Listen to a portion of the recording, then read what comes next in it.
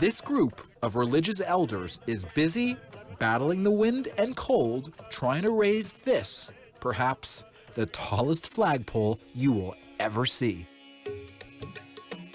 These are Sikhs, and behind them is their Gurdwara, their holy place of worship, known as the gateway to the Guru.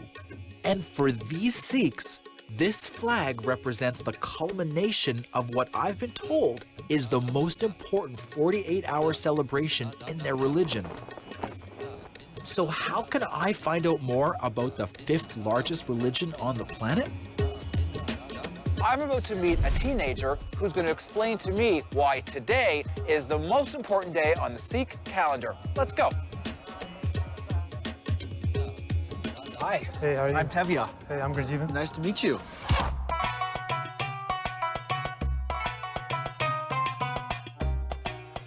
Why is today such an important day? Today is the birthday of Guru Nanak. Guru Nanak. Guru Nanak. Now, who's that? So he was the founder of the Sikh religion. So he taught us that it doesn't matter who you are. You could be black or white, rich or poor, a man or a woman. All that matters is the content of your character and your actions.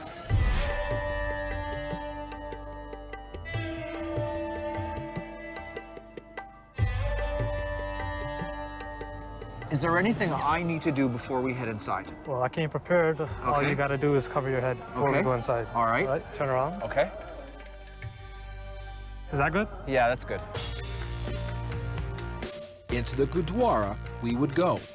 We're gonna go wash our hands now. Okay, so how come we have to wash our hands? Just a small sign of respect before we go see the Guru Granth Sahib.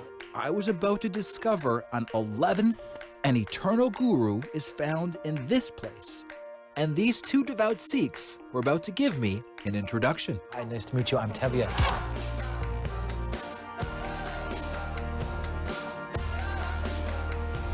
This is Tevya. Balpreet Singh. Balpreet Singh. Balpreet Singh.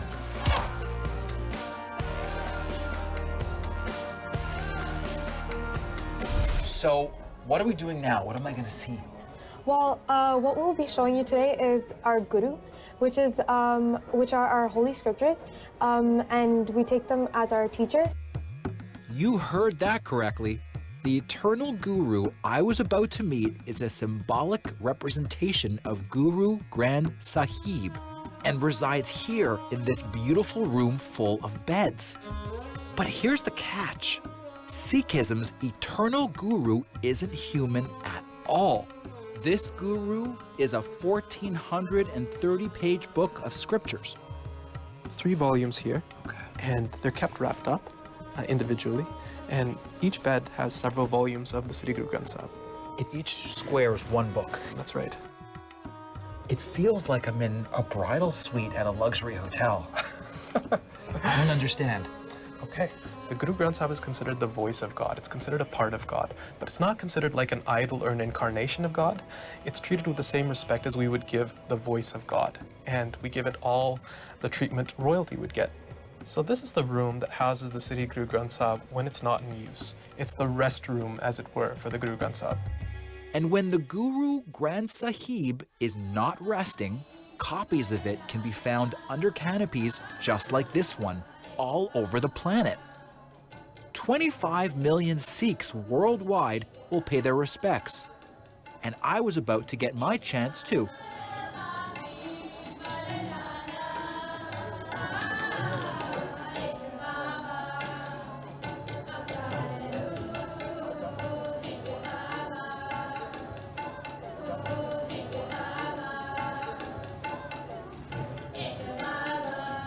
Now, I have a question for you. Yeah, sure. Why does everybody put the money out in the front? Well, that's because the Gurdwara is run on a voluntary basis. So if we want the place to function, right, if we want the lights to keep running, we have to donate as a community. There is a tradition in Sikhism where we are supposed to give 1/10 of our earnings. We give that 1/10 of our earnings for the betterment of humanity. So it could be anything. We could give it to a hospital, give it to a charity, a food bank, anything.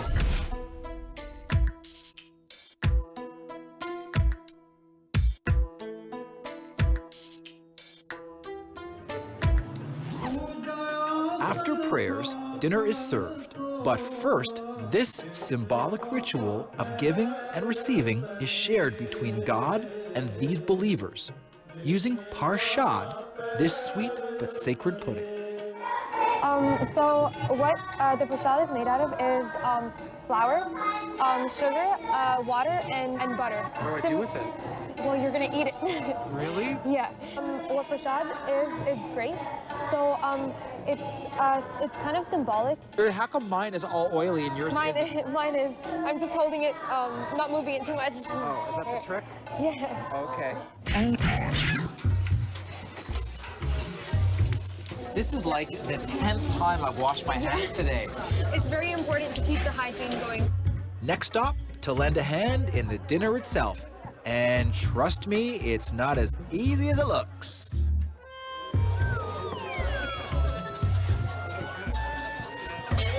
It's all sticky. Have you ever seen a ball of dough this size before? How's that? How's that? Hey? All right.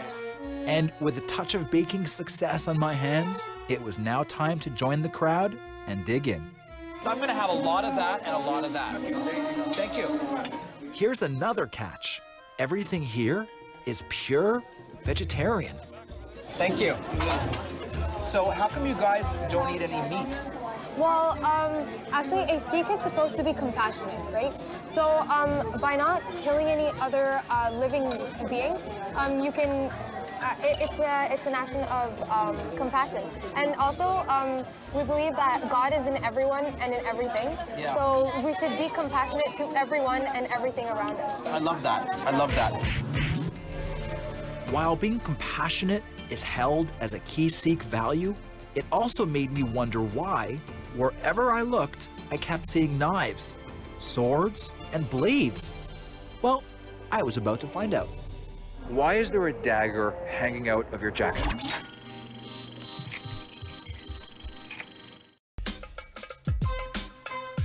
They say there are 25 million Sikh worshippers on Earth. Well, up to now, it felt like I had met most of these 25 million right here at this Gurdwara. All these people are here for Guru Nanak's birthday, the founder of Sikhism.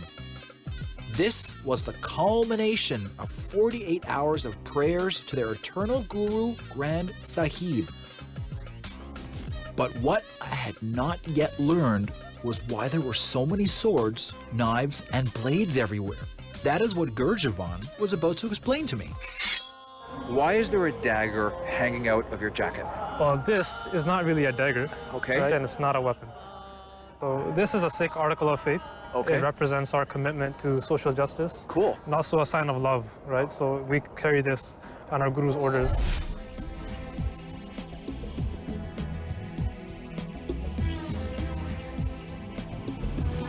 After my Kirpan lesson from Gurdwara, I was then invited to the Sikh martial arts center called Gatka.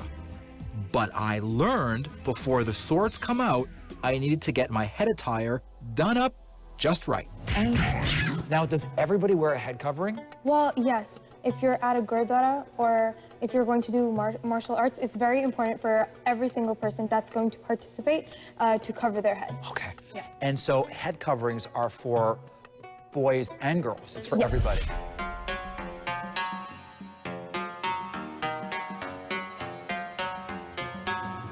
And take it from me, these turbans can sure put the squeeze on your melons. I feel like a snake is eating me. If I was a Sikh, Yes. I would not cut my hair and I would have like tons of hair under this, right? Yeah. Wow. And so would I just never ever cut my hair, or is there like a Sikh trim? No.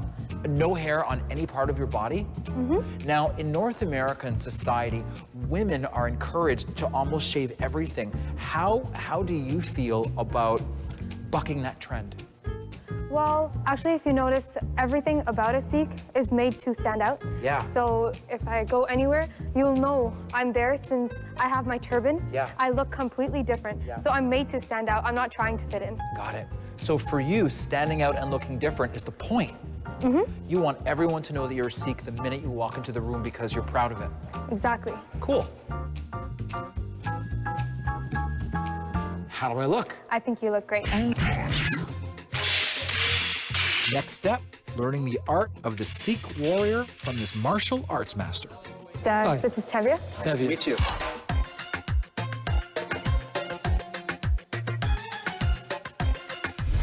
Wow, look at all this stuff.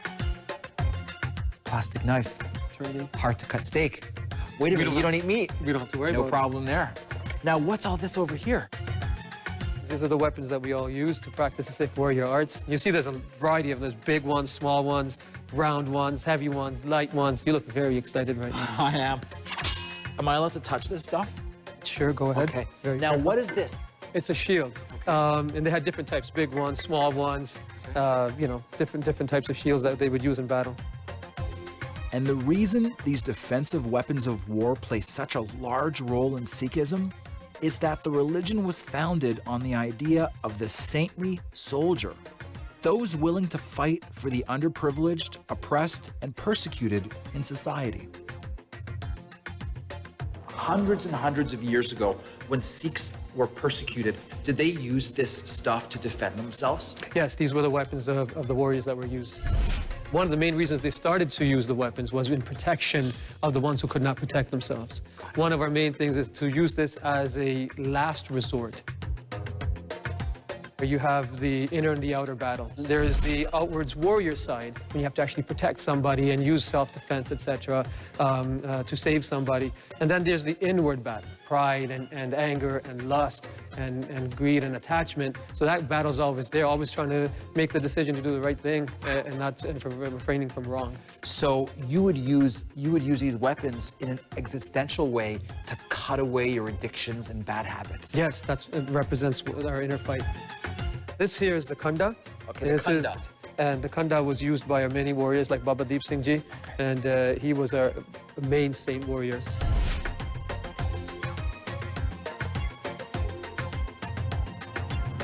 Using that on a battlefield Wow. all day long. I can't imagine. Can your bicep handle it? Yeah. Now, can you teach me how to use these daggers and swords? Sure we can, but what we first do is you start with a stick first. Okay. And I'll bring in some students and we'll go from there. Sounds good. All right, let's Let's go. go.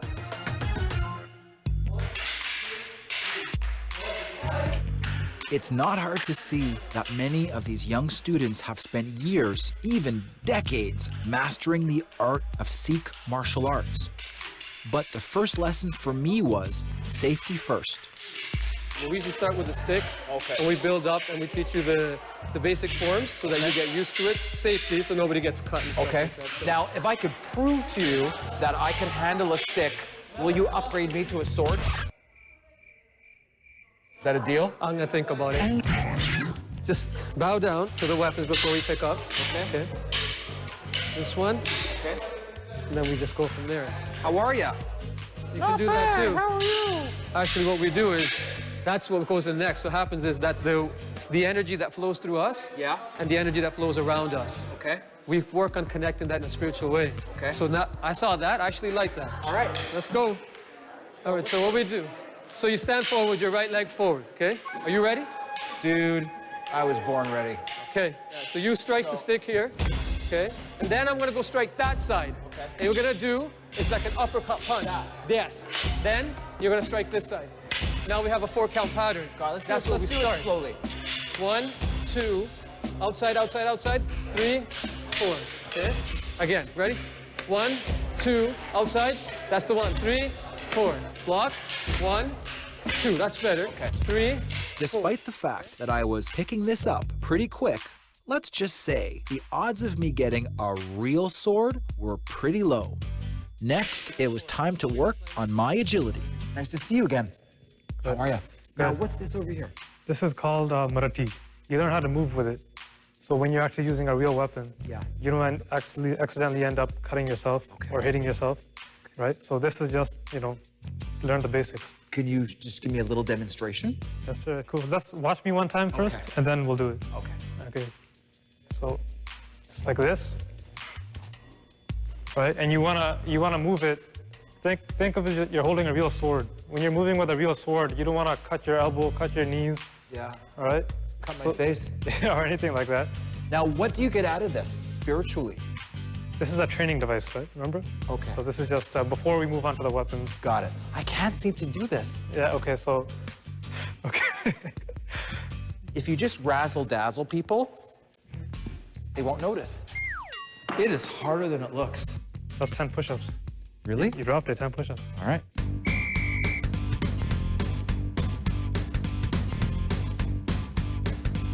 Yeah. So could you imagine doing that with a real sword without practicing this? Well, hey, wait. See? Check this out. Check this out. That's another 10 push-ups. I'll stand here, I'll practice, and then next time I see you, you are gonna be blown away. Okay, don't hurt yourself, though. I won't. Anyway, see you, man. See ya.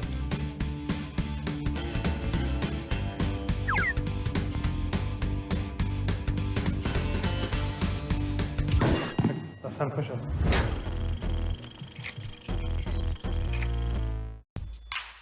So far in my journey deep into the heart of Sikhism, I learned their prayer rituals, why they wear turbans, and just how important Sikh soldiers are to the defense of those considered weak, persecuted, and oppressed. But where did that idea come from? Spiritual leader Balpreet Singh had those answers for me in this Sikh museum. The Sikhs were fighting to break through a caste system. What is a caste system? Caste system is a belief that you're born into a certain place, into a certain part of society, and you can't move up or down.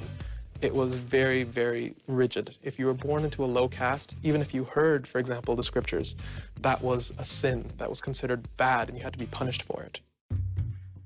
There are so many violent images of people getting chopped up. The pictures that you're looking at here are of some of the martyrs of the Sikh faith.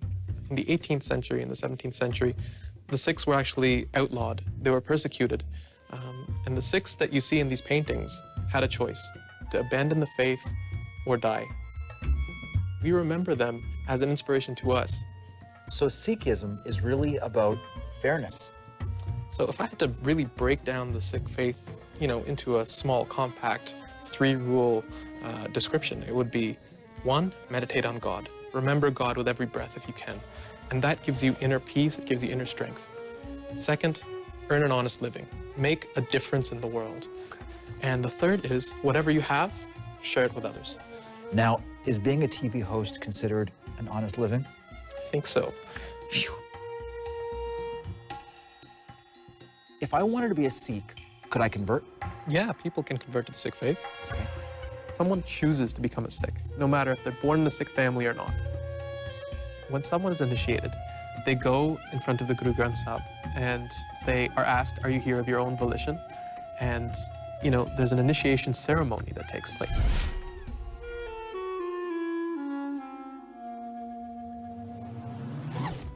These are the articles of faith. So you wear these as a uniform, as an outside marker of the inner convictions that you have, of the inner commitment you've made. The first is a turban that covers the uncut hair. Can I see that? Sure. Wow. Cool. Well, it's not a shawl, Tevya. Okay, sorry. It's a turban. All right. The second is the ganga, which is a small comb. Okay, Ganga. Ganga with a K. It fits right into the hair. It's used to comb the hair, and it represents discipline. Okay. The next is the kada, and this is made out of iron, Okay. and it's a circle which represents the oneness of God. Yeah. Just like the circle has no beginning or end, Okay. we wear it on our wrist, and it represents whatever we do with our hands. Okay. It should be something that the Guru would want us to do. It should Okay. be acts of righteousness, Should I try putting it on? Am I allowed? if you'd like. Sure. Do I just jam my hand in? Might be tight. What happens if I can't get it off? That would be a problem. Can I take it with me? No, I'm not. It's not gonna. Ow. Ow. Okay. Fourth is the kirpan. Now this is a representation of a sword. 2 words actually. Kirpa, which means grace, Okay. and an means honor. So the final article of faith is the kashera. Kasheda. Yep. Okay. And this is an undergarment. It's worn either underneath the clothes or it can be worn underneath a tunic. Okay. And this represents a Sikh's morality, a Sikh's duty to remain chaste, to remain under a state of self-control. Do you sleep in this stuff? I do. Do you sleep with your sword?